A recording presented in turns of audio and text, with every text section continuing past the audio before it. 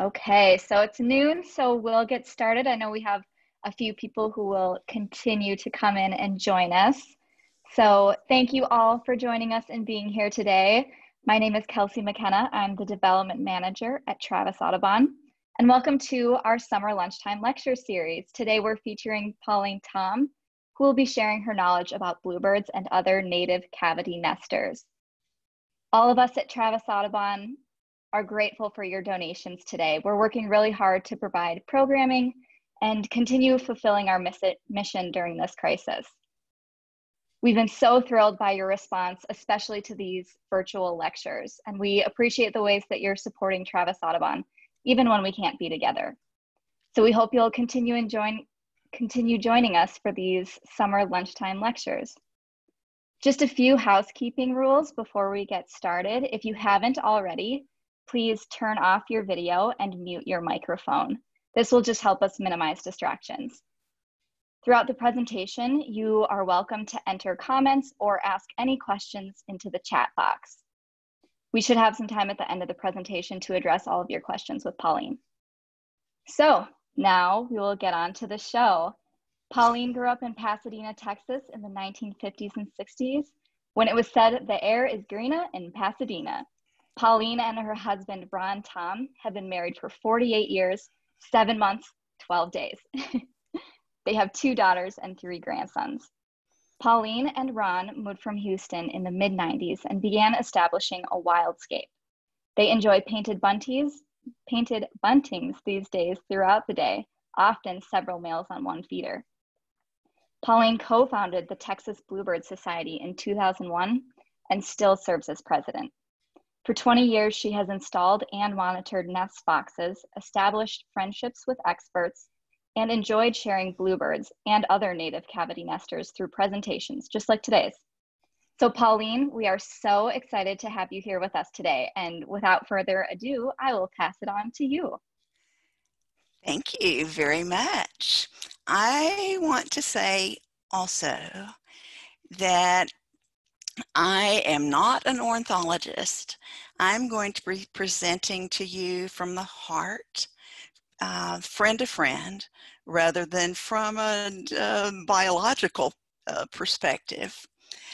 And I'm not a trained speaker, so we'll just be chatting today. So thank you for joining me. I appreciate it. Texas Bluebird Society and Travis Audubon go back to the very beginning. Actually, before I founded Texas Bluebird Society and went to Travis Audubon Society for some guidance.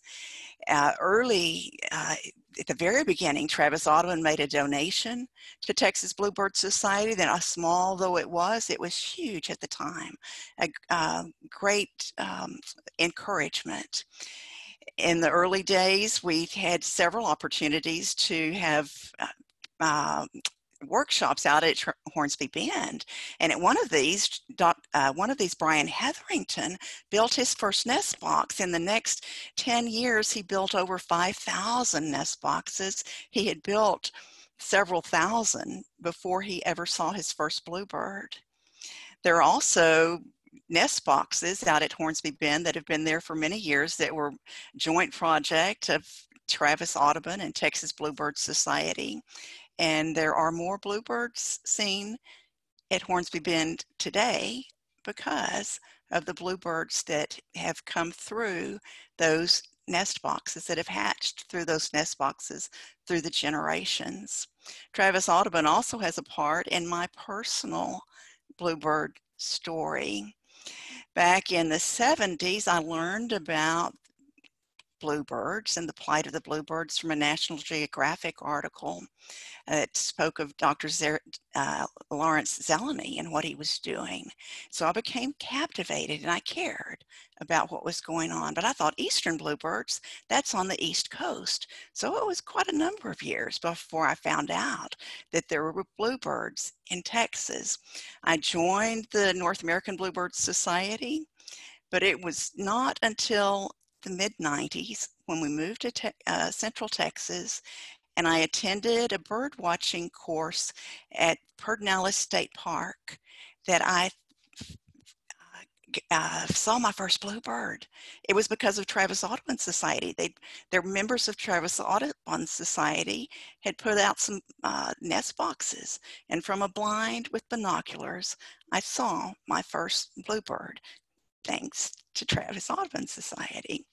And that was when I started thinking, oh, wow, it's not very far from Pedernales Falls to Mountain City, especially as the bluebird flies, and bluebirds fly great distances. I would say to friends, if we could just start at Pedernales Falls and get some nest boxes along the way, maybe if within a number of years, we could bring bluebirds to Mountain City. And so one of my friends who had heard me say that was James Polk. And in May of 1999, he saw a parade article, Sunday magazine article, and came down to our house to show me, look, they're saying from the North American Bluebird Society with this transcontinental bluebird trail, ask permission from landowners to put out nest boxes and be a part of the transcontinental bluebird trail. And so I did. In less than a month's time, we had out some nest boxes that went to 5 miles out from Mountain City. One of them was at a cemetery about 5 miles away. Another was at the Butte Church of Christ. And I thought that, maybe, in 3 or 4 years, we could get some get some bluebirds in our nest boxes. I can remember clearly March 2nd, the year 2000.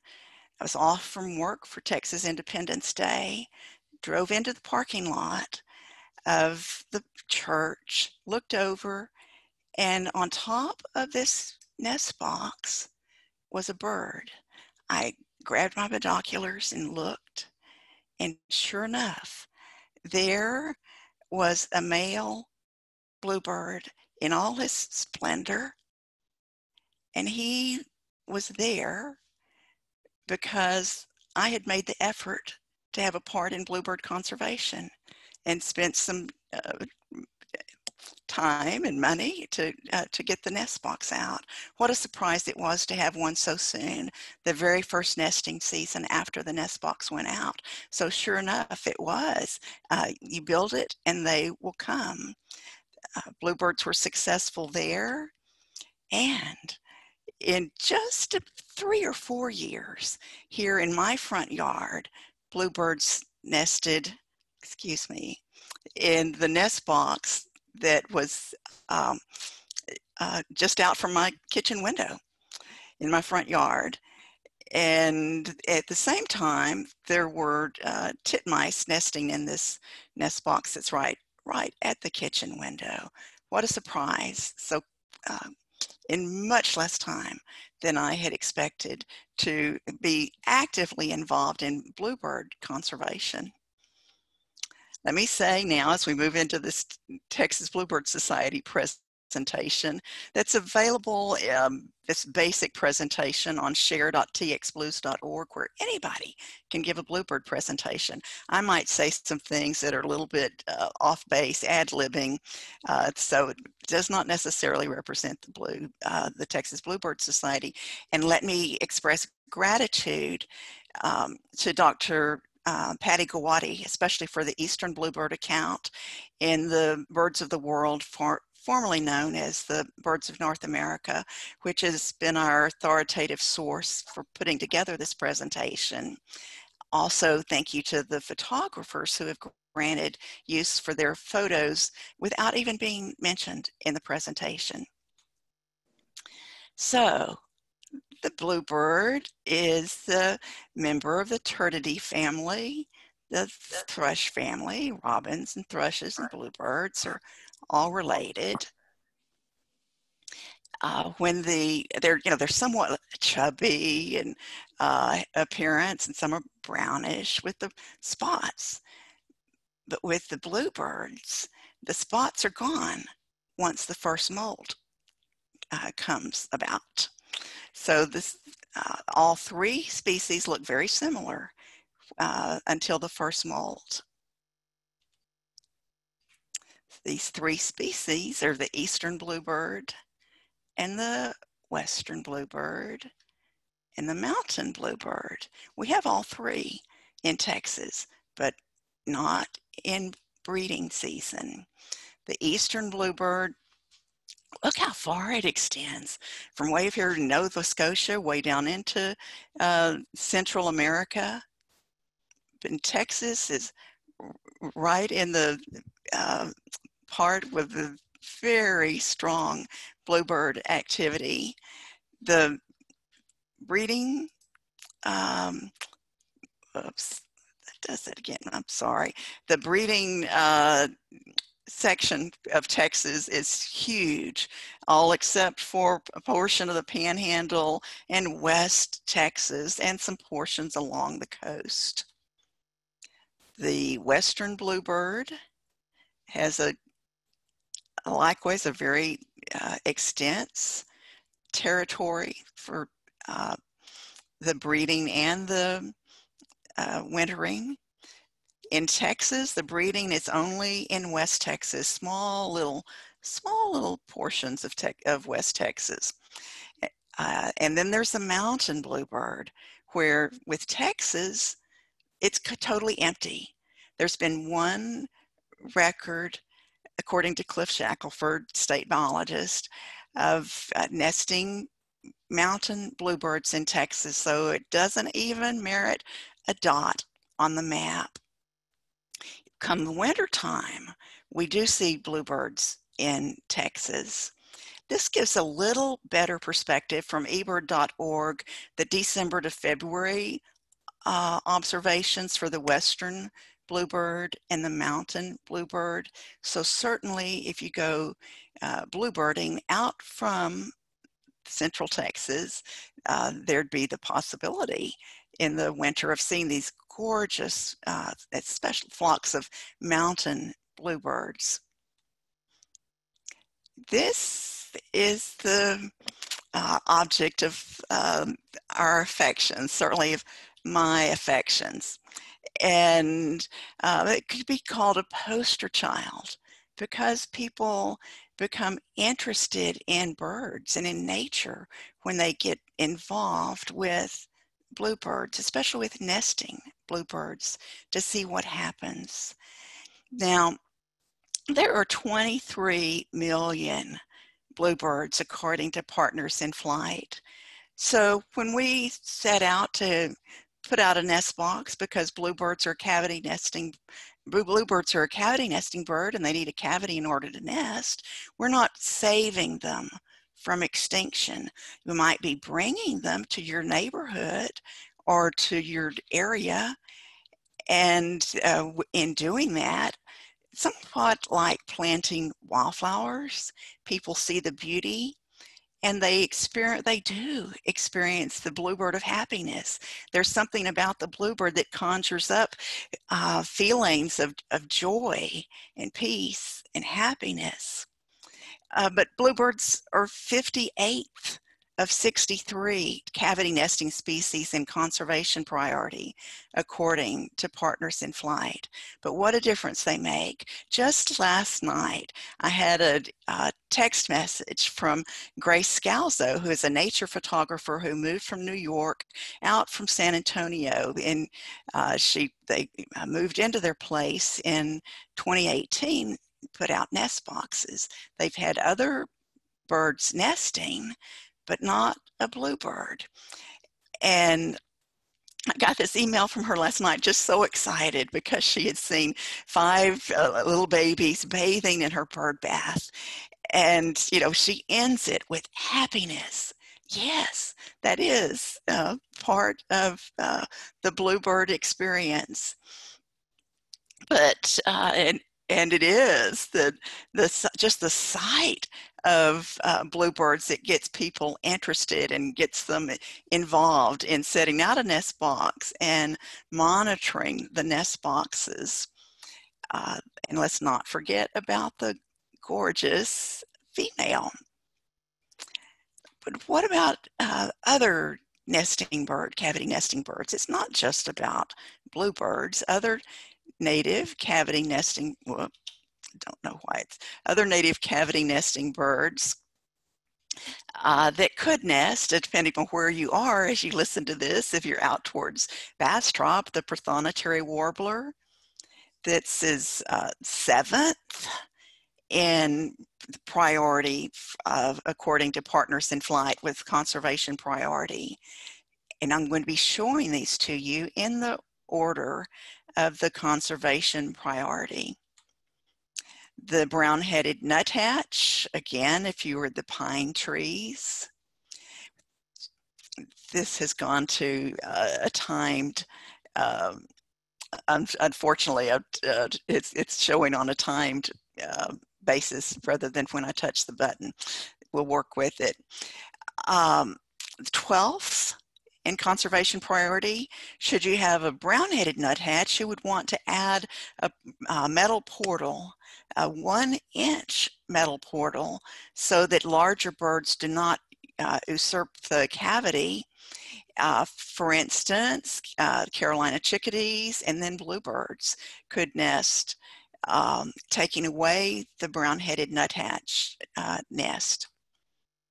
The black-crested titmouse that we see often here, but there are only 1.2 million.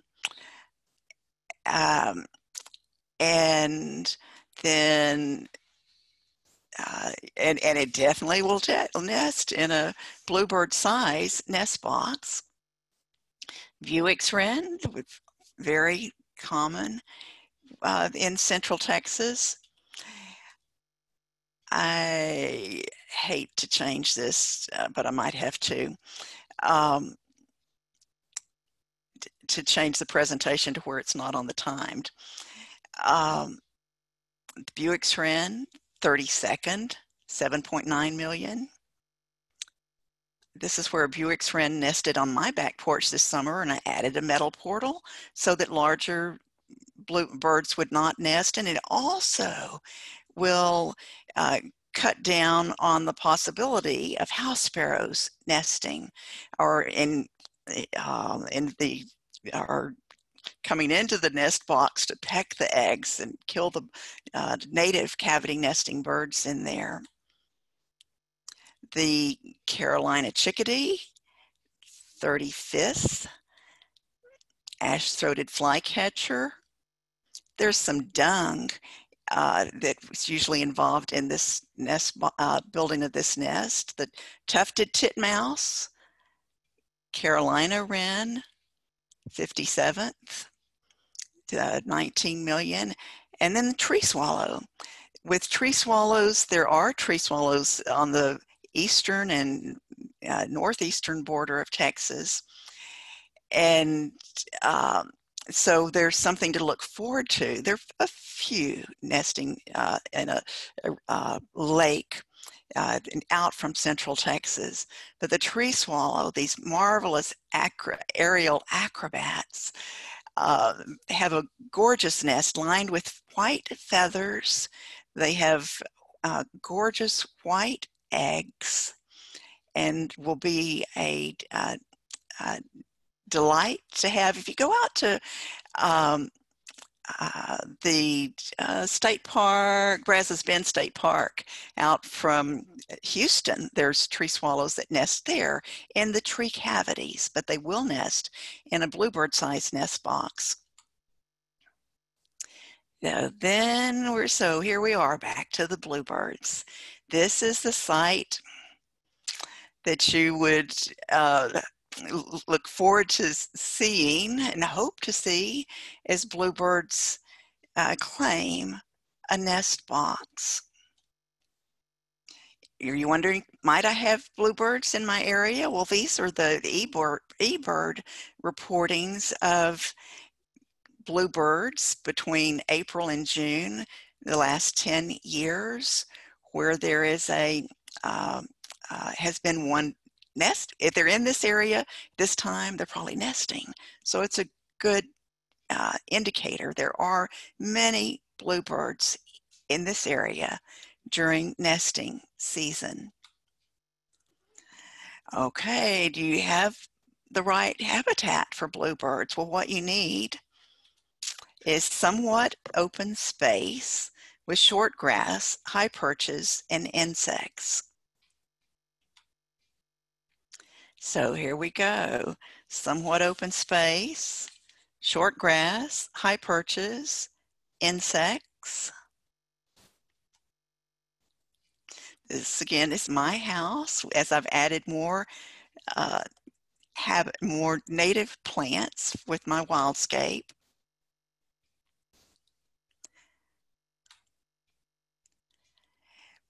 Purple martins and bluebirds use similar habitat, and they nest together in close together with no problem, because the purple martins are getting insects from the sky, from the air, and bluebirds primarily get their insects from the ground. So they're not competing for the food source. Do you recognize the photo on the right? That's Hornsby Bend in the wintertime. And in the pecan orchard, it's a somewhat open space. And this is where bluebirds first nested at Hornsby Bend, not in the open out by the ponds, but underneath the shade of the trees, which made it possible for bluebirds to be hatching and nesting even into August at Hornsby Bend. Bluebirds, their natural cavity that they would use would be a woodpecker, but you can have artificial woodpecker holes with a nest box. A good nest box, not the only good nest box, a good one is the Texas Bluebird Society Texas Nestbox. It has a large overhanging roof. It's made of 1-inch cedar. A lot of ventilation by having a slot in the side rather than holes, which provides the airflow. Even adding an extra 1/8 inch on this slot made the nest box cooler, and significantly when it was tested by a degree or two. The nest box has kerfs underneath the hole, which are really, they're for tree swallows. Bluebirds don't need the little ladder, but tree swallows have very weak feet. And so at some point, these nest boxes may be used by a tree swallow. So they were made to the specs of the North American Bluebird Society to provide for tree swallow. Also, there are screws that accommodate the Van Aert house sparrow trap. We'll talk about that later. And the nest boxes are available online from the Texas Bluebird Society website, and also from the Nestbox distributors. Now, where you don't want to place it, not a good idea for on a tree, where it would just be a lunchbox for the raccoons and the squirrels. It's also a wood post makes it quite easy for a raccoon to climb, and it's more difficult to add a baffle. The quick start instructions are available on the Texas Bluebird Society website, and here's what it'll show you. I am so sorry about those timings. With a 3/4 inch EMT conduit and EMT straps and EMT screws, you can attach the nest box to the pole.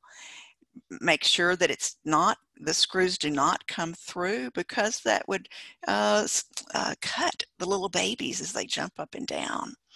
And so it's best to attach it where it's above and below the cavity, where no chance of the screws poking through. It's fairly easy to set up a nest box.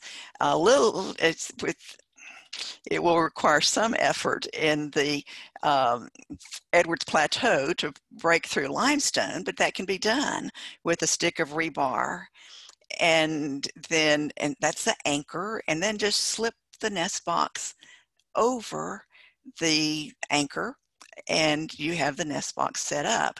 It's of value to have a baffle, which you would put on before you put that. Now, once the nest box is set up, it's time to register for NestWatch. If you're a part of eBird, NestWatch is a sister or cousin, so you're already a part of Cornell Lab of Ornithology, Citizen Science, and your username and password will work. You can register your Nestbox even before you have a nest in it, as if you had a nest. And NestWatch, you will find nest and record the data and submit it online or with the mobile app, and you'll be participating in a nationwide nest monitoring program designed to track status and trends in the reproductive biology of birds, any bird. So if you see a mockingbird nest or a dove nest, any bird can be reported, any bird nest can be reported through NestWatch. The app makes it extremely easy to carry your phone with you, your smartphone with you, and enter just like you would with eBird, recording when you see a bird.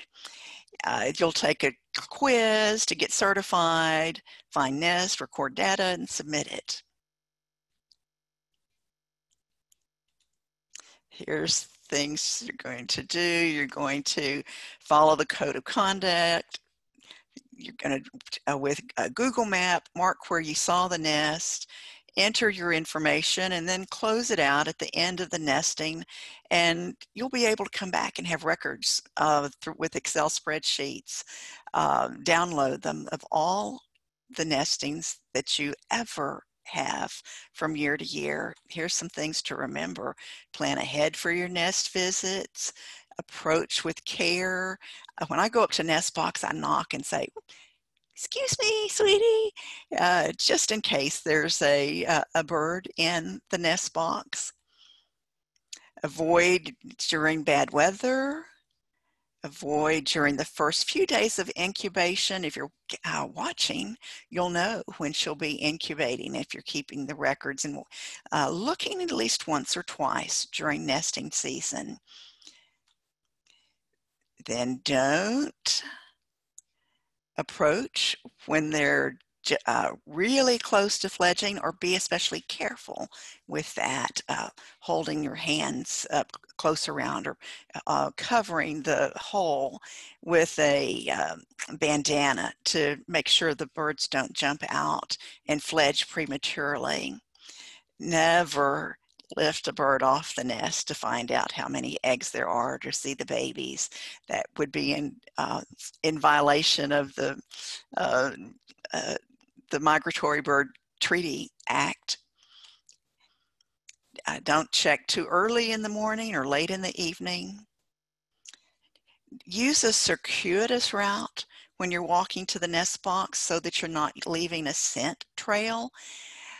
So you would like walk around from one side to the nest box, and then just keep on around in a circle, going back to where you need to go, so you're not going directly back and forth. Don't handle the babies or the eggs without a permit. If you'll give your nest a name, it needs to have either a location or a name. I usually name mine to the left of the driveway, or beside the gazebo. This monitoring the joy that comes with it keeps people coming back year after year with this process. Oh, if you have bluebirds, you need to know, well, what you're going to feed them. They primarily eat insects and berries, so don't kill your insects. You'll need to actually encourage them. If it says pesticide, it's going to be killing your insects.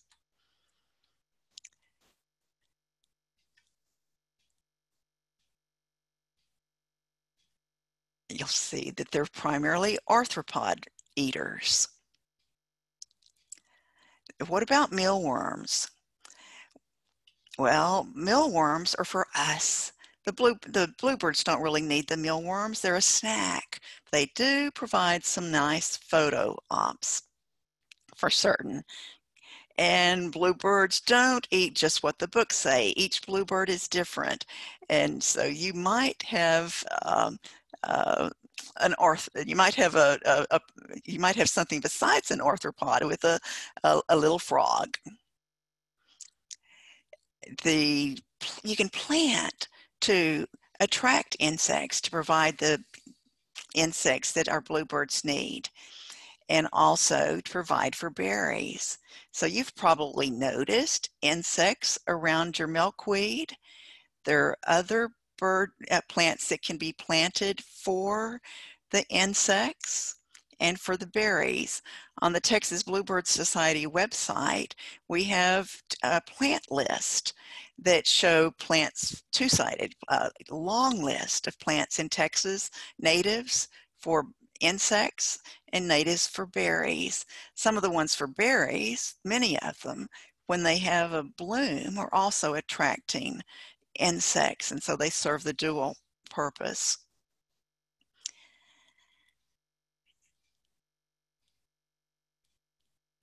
Now, this is my poke plant, one of my pokes outside my kitchen window. Now that the bluebirds first used the, and other birds ate the pokeberries, I have pokeberries now underneath every tree in my yard, and they're gorgeous at this time of the year with their beautiful red stalk and their purple berries. Will they eat nuts and seeds? Well, not with the shell. So they will eat the sunflower hearts and the suets, and water is, of course, like with all birds, with all of living creatures, the water is important. They can even get water from the insects, but keep out a clean, shallow bird bath. Provide for them.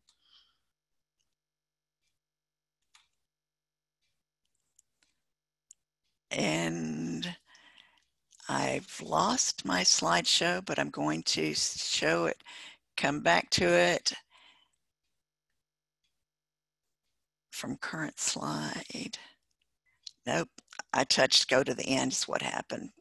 My bad. That's my husband saying my bad. Okay, here we go. From courtship to family, from current slide. So even now, bluebirds can be checking out nest boxes for the next season. You'll really start seeing this in December and January. Maybe the male, just the male. Sometimes a couple will come and just really check the nest boxes out. Oh, there's that bluebird as he's courting, you will hear him singing to his mate to attract her and wait with his wing wave. You'll also see, as we're getting into January, February, March, as the nesting gets closer, the courtship behavior with feeding, continuing to look at the nest box. The Birds of the World says that when she enters the nest box is a good sign that it's been accepted, and it'll be time then to start the nest building, excuse me. And she's going to be the one who builds the nest. He might bring some material, but she will be the one weaving the nest. He might even bring some strange materials. but only just helping and courtship. The first nest might take 3 weeks or so, but later in the season it can be done in a day. Let's go back to this. So with then it comes time for the eggs to be fertilized. And as the egg laying begins, there'll be one a day until the full clutch is laid, or maybe the day before the full clutch. Beautiful sight. And usually the egg is laid early in the morning. That's a reason to not monitor early in the morning when the eggs may be laid. When you're looking and nest watching, there's no need to pull them back to see to reveal what it is, because with our cell phone cameras and with a mirror, we can see. It comes time to incubate. She's going to be incubating for a little over 2 weeks. When these when they hatch, every day is different. You can tell how old a bluebird is by looking at the image of the bluebird. In just a little over 2 weeks, usually it's about day 17 in Texas, the bluebirds will fledge. They'll be the size of their parents, maybe weigh even a little bit more than the parents at that time. It's an amazing process to see the full development from the nest box with this miracle that occurs in the nest box. You'll know that they've hatched when you see them bringing insects, and you might see them. This is removing the disposable diaper. This fecal sac, and the bluebirds will take this away from the nest box and keep a very clean nest box until towards the end, when they let them build up and encourage those babies to get out of the nest box. She's probably out shopping, and he bought an insect that would be difficult to eat. When you see them jumping up and coming to the hole, they're getting close to the time to fledge. And this was last week in Buda. A gal named Heidi took the photo of the little bluebird that was getting ready to fledge. In just a few hours, that bluebird would be flying out, fledging, leaving the nest box, out into the world. So what's good to put a nest, have it out from a bush or a place where they can fledge to within a number of yards, so they can have a safe place to fly when they fledge. You'll see too that she painted the sides and the top of the nest box white to help with the cooling. Wrong direction. This is an unusual photo. It's in real time with bluebirds fledging. That's not the usual thing to see. Usually you might see one, or most people never see even one fledge. Once they've fledged, you might see them feeding. For a week or two, you won't see them unless you use your binoculars and follow it to the tree. But then the feeding of the insects and mealworms, the parents first will feed, and then they'll learn how to feed on their own. And in the meantime, the bluebirds will be going on with other nestings in the nest box than they may be, because bluebirds have 2 to 4 nestings, even 5 in Texas. Then comes time for the molt, and the bluebird gets the adult plumage. The very first year with bluebirds, they'll be ready to have their own family, start the process over.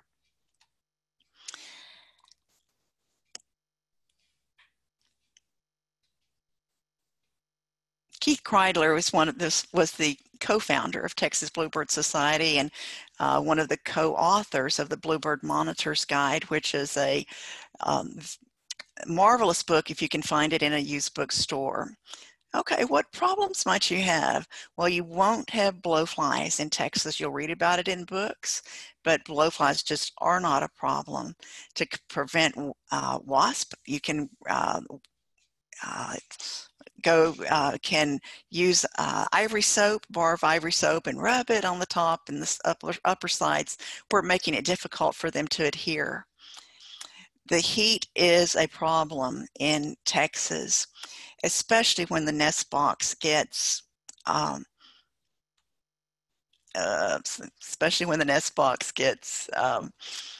weathered. It will be much hotter. So keep the nest box with heat shields, which can be made from political signs, the backside of political signs, score.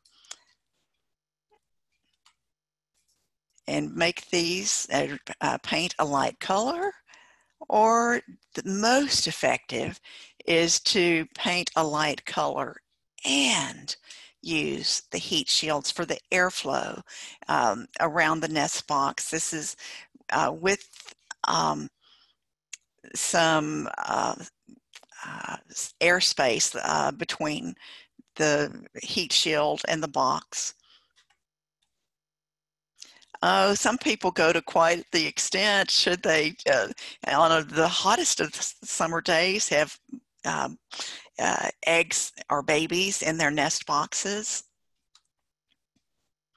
Some problems are mammals, even squirrels can get those, scurry up a pole if it's unprotected, or jump from a tree limb to get the eggs. Did you know even that woodpeckers can get the eggs?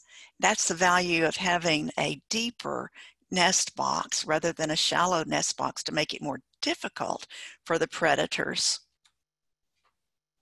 The raccoon does have long arms. So this Kingston Predator Baffle is a good way. There's plans for this on the Texas Bluebird Society website. Rat snakes are terrible in Texas. You can create a snake trap by making a little tutu and wrapping it with wire around the pole or the post, but then you do have the situation of what to do with the snake when it's trapped. There's the most success that I've heard is putting a PVC sleeve around the nest box pole from the bottom of the nest box to the ground, and painting it with thin down grease, and keep on repainting and refreshing it to keep the snakes from being able to climb. But as you add a baffle, you are making it more difficult for the predator. Fire ants are a problem. You might find just the skeletal remains, but there's a way with this tree tanglefoot insect barrier with a ring of that to keep the fire ants from coming up the pole. Cats can jump 6 feet up to the top of a nest box. So if you want to have a cat outside, a catio, it's a good thing to consider. Let me say the next slide is gruesome, so you might want to close your eyes. This is what a house sparrow can do. This first photo was taken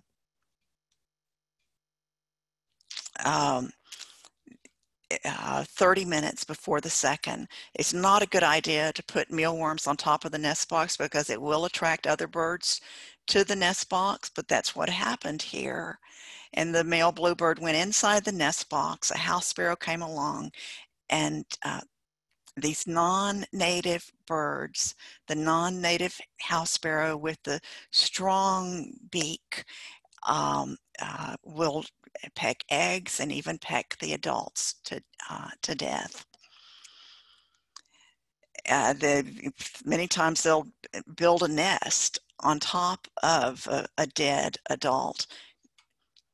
Now it's not gruesome any longer.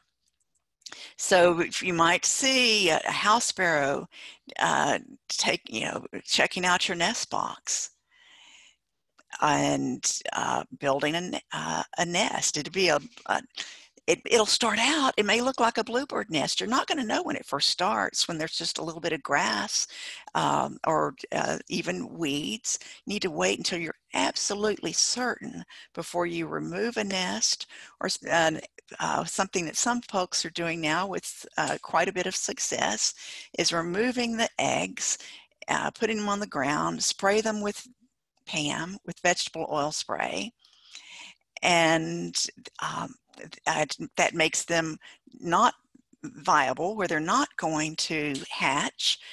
Put them back into the nest, and usually the female will continue sitting on the eggs, and they'll be occupied with that to keep them busy and perhaps not disturbing the other nest boxes nearby with other nestings. But the house sparrow trap is an effective way to trap, an easy way to trap house sparrows. This is a Van Oort trap, can be ordered online. It sets and over these screws that I showed you earlier. And then when anything comes in, it will trip the trap, and you'll have the red dot knowing that something is trapped inside. You've got to watch it, follow the instructions, watch every 30 minutes, check to make sure, because something other than the house sparrow could be in it, even though it's been the house sparrow that you've seen there for day after day. Then the bird can be trapped and released into a laundry bag, a clear a bag like you get from the cleaners. And the most effective thing to do is to actually kill the house sparrow. They're not protected. There's no law against that. You can also trim the primaries, which keeps the house sparrow where it's not going to be flying to the nest box this nesting season until it molts.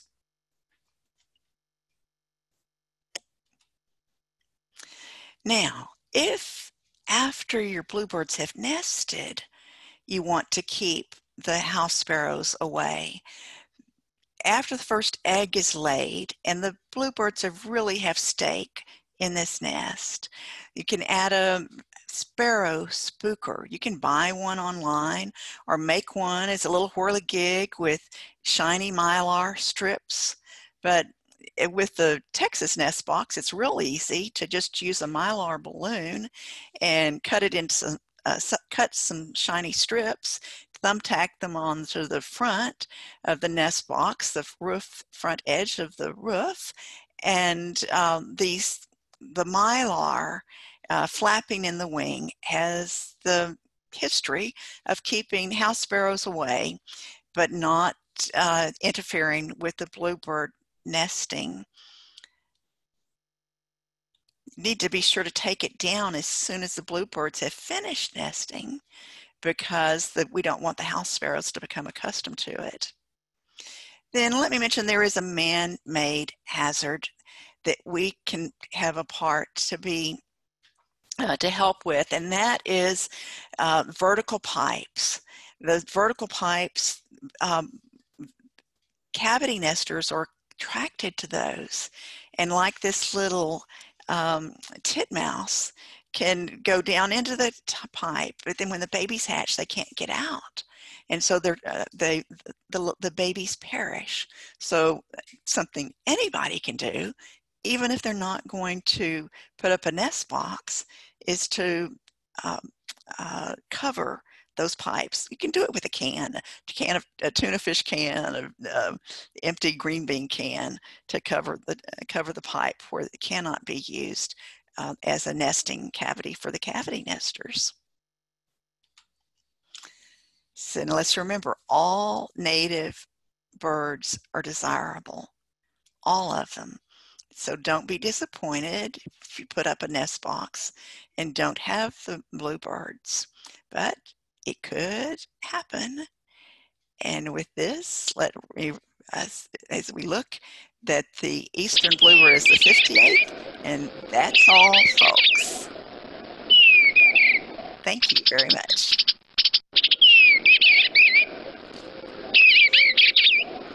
Let me...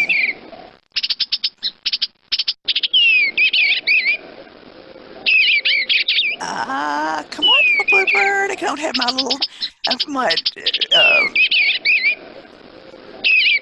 can't see the toolbar that lets me shut it up. Shh. Okay. There we go. Beautiful. Well, I, for one, appreciate having those extra few seconds of beautiful song. So thank you so much for sharing that amazing presentation. These images were just absolutely gorgeous. And we do have a few questions for you. Okay. Of course, if people need to log off as we approach 1 p.m., that's just fine. But to start off, we have a question. We had a Buick's Wren's nest above our air conditioning unit. The nest was more of a cup than a cavity. Do you know why that would be? Oh, Buick's Wrens don't they're not as much as needing a cavity. They can make from a corner. They can use something space like this to build their nest. Does that answer your question? Yeah, I think it does. Okay, here's another one that you may have addressed this, but I just want to make sure we cover it. How do you open the nest box to look in? Maybe it depends on the type of box. Yes. The Texas Nestbox, the Texas Bluebird Society Nestbox, opens from the side. So it will be there'll be a nail keeping it shut, and you take that out, pull it open, and you'll see in. It makes it easy to stick a camera in to take a picture and walk away to see what was in there. And so you want to select a nest box that can be easily opened. It's not just for cleaning it out. It's for this nest watching, for checking every week or two during nesting season to see how things are going on, hopefully to report to NestWatch in order what you're doing something not just for yourself, but for science when you participate in NestWatch. Wonderful. So for bluebirds specifically, how open does a habitat have to be? Oh, I'm sorry. Can you hear me now? Oh, what did I do wrong? Can you hear me now? You're not selected. The host is still the host. Ron? Oh, my husband thinks I'm muted, but I don't think I'm muted. I'm so sorry. That's okay. Can you type me a message? Yes. I don't know where I'll see it.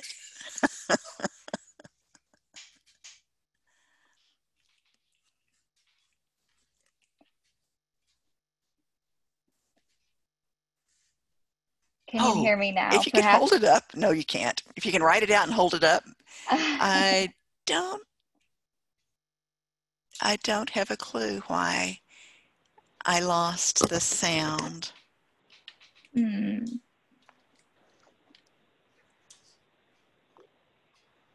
sorry.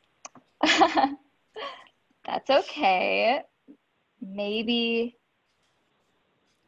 If folks want to send to me an email, I'd be glad to answer questions or give me a phone call.